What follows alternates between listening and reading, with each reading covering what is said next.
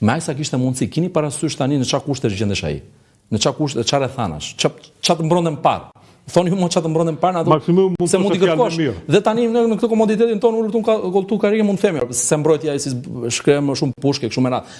Dhe po ti letosh dhe këta që akuzonin atëre, se ka pas dhe bashkosët, ti duke filluar nga Qerem Vlora e të tjerë, dhe më pastaj bën një Kolpa dhe thonë, por kishte të drejtë, ishte më i pjekur në mendime, kur thoshte që nuk kemi mundësi ta mbrojmë si duhet. Ai jo se tentoi, ai tentoi, po e shikonte, ishte realist. Po çfarë mbronte? Ai u bënte thirrje trupave ka telegramet që shkruan. Luftoni thotë. Luftoni, mbrojeni.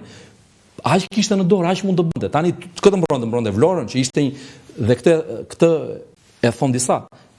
Çau kushtonte grekëve? Që atë zjarrin që në Vlorë ta fiknin. Se erdhën deri në llogaradë, kanë luftuar shqiptarët.